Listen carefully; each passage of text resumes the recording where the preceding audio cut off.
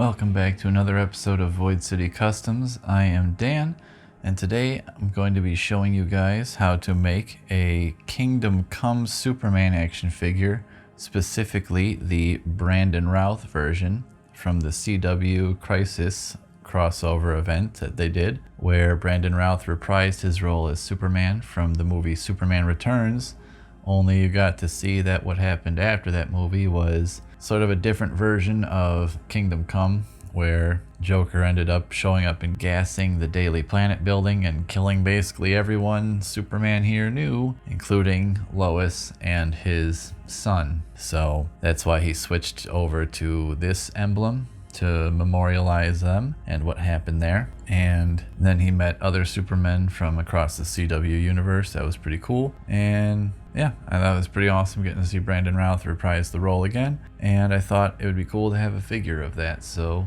I made one. Anyways, let's jump into how I made this guy. We'll start off with the recipe here, because obviously you need to know what figures I used so that you can make this yourself. So it's really up to you, but this is what I did if you want to make one just like this one. First, you'll need the Page Puncher Superman. That's the one that came with Constantine, Batman, and Black Adam. You'll also need a Future State Superman. That's kind of like the gladiator looking Superman who has the Kingdom Come emblem on his chest. Next, you'll need a Justice League Superman action figure. This is the one from the Zack Snyder movie, the Henry Cavill version. So you'll need him. Next, you'll need an Action Comics 1000 Superman, either him or the version of him that came with Devastator in the 2-pack. It's basically the same figure, just with a different head.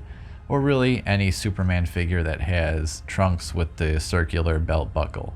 However, you'll also need him for his hands, if you choose to replace the hands. I chose to replace the hands because the hands that come on the Page Puncher Superman are kind of stylized and are rather huge and looked a little weird on a realistic Brandon Routh Superman body, so I replaced them with ones that were a bit more human-sized. As for the wrists, I have a whole box full of different wrist joints and ankle joints, so I just happen to have 2 human skin-colored ones lying around.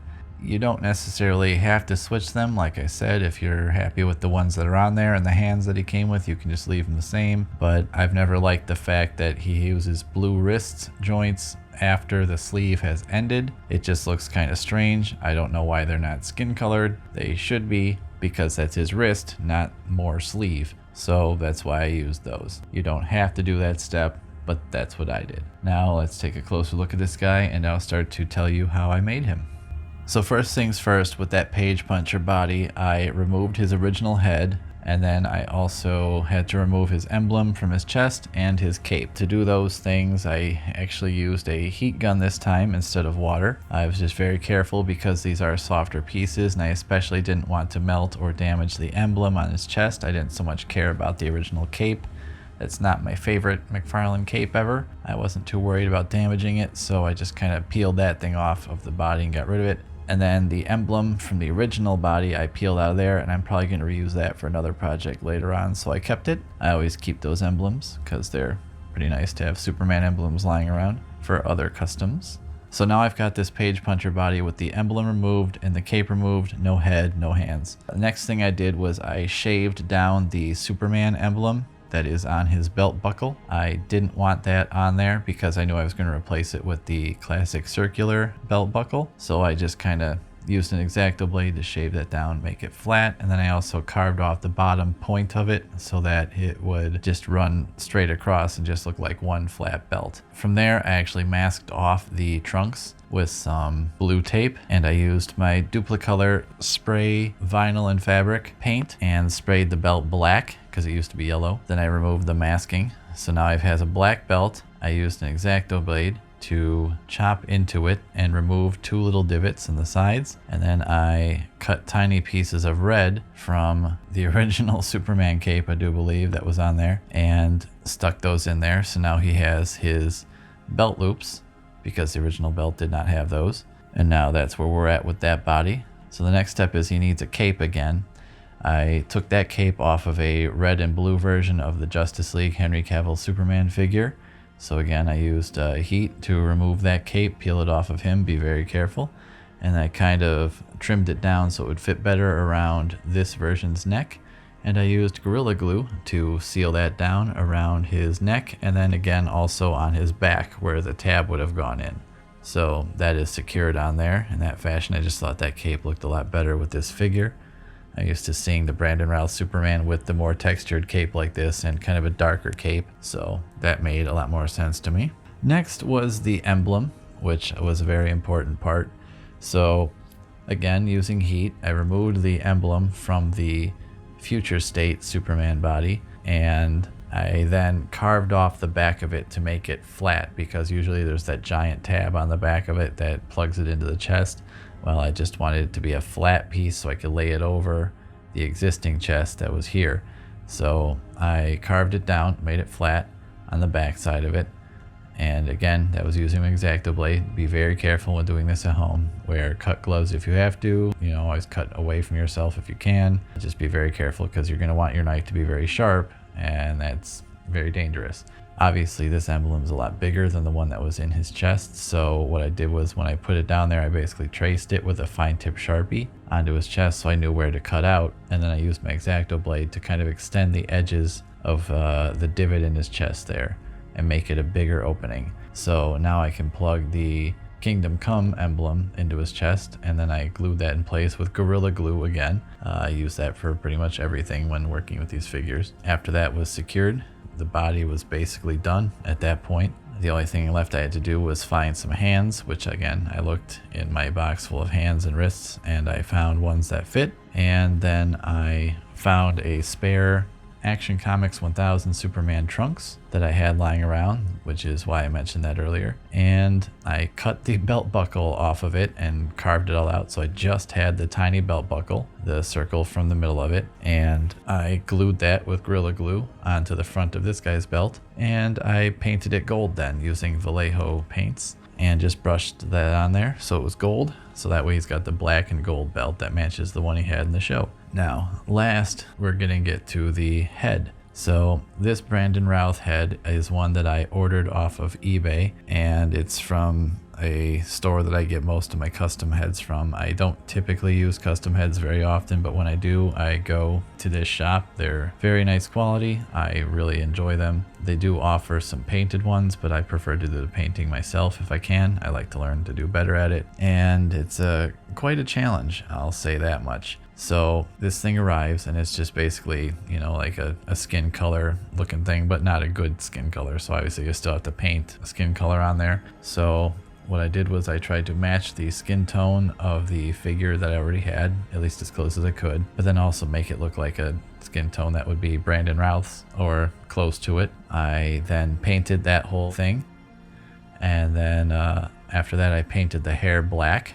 This is all using Vallejo paints, by the way. After that was painted, I used a toothpick that I sharpened down, and I've gone over this in a couple other videos as well. Also in the Dark Knight Returns Batman Unmasked video. Basically, I sharpened down a toothpick with an X-Acto blade, so it's very, very pointy, very fine tip. But that tip, because it's wood, it's also kind of like flimsy a little bit, so it bends a little bit. It's almost like a teeny tiny little single strand brush, sort of. So it's very, very tiny. And I can use that then to go in and do fine details. So I wear my magnifying glasses, and that way I can see up very close, and I go in there. And so the first thing I did was his eyebrows, and then I went in and I painted his eyes full black. Once it's done, it's going to basically end up being like, you know, his eyelashes, stuff like that. Then afterwards you go in and you do the whites of his eyes over the black, and then just leave the kind of that top outline, which is again like the eyelashes. And then you go in again with the toothpick, and I did a black circle, and then inside that I did blue for his irises, and then I did a tiny white dot in the very center of each one for, like, you know, light reflecting, just to make it look more realistic. So that way that was done. And then I also got a slightly darker skin color mixed, and I did the lips a different color so that they would kind of be more definition. After that, the last thing I did for the face, at least for the eyes, was I took some clear gloss nail polish, and again with that little toothpick, I went in there and I dabbed little drops of it onto the eyes after the paint had totally dried, by the way. And I did little drops just to clear coat over the eyes, the entire surface of the eyes. So now his eyes kind of are a little bit shiny, like actual human eyes are, because they're moist. And they're also sealed now because of that, so they won't scratch off, at least his eyes won't. Last but not least, I went in with a brush that had very, very tiny amounts of some gray paint on there, and I did gray on his sideburns because he had started to add the gray hair on the sides to look like the Kingdom Come version of Superman. After that, he was finished. So from there, the last thing I had to do, because it's a custom head, a lot of them come with just kind of an empty hollow socket, so there's not really a official McFarlane connection point or a connection point for any other kind of figure. They leave it open so you can connect it to really anything of that scale. A lot of people use, like, you know, green sticky tack, which when I was a kid was blue sticky tack. And sometimes people use hot glue, stuff like that. I actually took an old John Cena head from a Peacemaker action figure and I carved it all down all around where the neck peg would plug into, and basically carved it down into a tiny little piece that fit up inside of this head, and I gorilla glued it inside of there. That gave him a proper McFarlane head joint. So now this is a proper connection. It is securely fastened on there, and it works just like every other McFarlane Toys figure head would work, as if it's all one piece and secured by the proper neck peg. So that way I don't have to worry about it falling off or any sticky tack getting anywhere or getting on my paint. Well, there you have it. That's basically about it. This guy came together pretty quickly, actually, after the Gladiator Future State Superman came out. Once I saw that figure and I saw that emblem on there, I saw that and I was like, I know exactly what I'm going to use that for. I just need to make sure I can find a head and I can find a good Superman body to use for it. Well, right after that, or around the same time, the Page Puncher Superman came out, and it already is like the perfect Brandon Routh Superman Returns costume. So customizers out there, you might know what future one I might end up doing is just a regular Superman Returns version of Brandon Routh, which would basically just be this guy with the original emblem and the original belt. I would still add the belt loops because he still needs those, and I would still switch out the cape to this one because this cape looks like the Superman Returns one. You can do either Brandon Routh Superman with this figure, but I really liked the Kingdom Come version, so that's the one I made. Well, thanks for watching again, guys. I hope you enjoyed this video. Let me know what you think of this figure. If you guys have any ideas for ones you want to see in the future, let me know, obviously. Like and subscribe, hit that notification bell, and get that thumbs up on there. I really appreciate it. So does Toast. And obviously stay tuned. We're gonna have some more customs on the way, and more reviews on the way, and more everything on the way. So yeah, just keep it here. And as always, I am Dan, and I very much thank you for watching Void City Customs. I'll see you next time.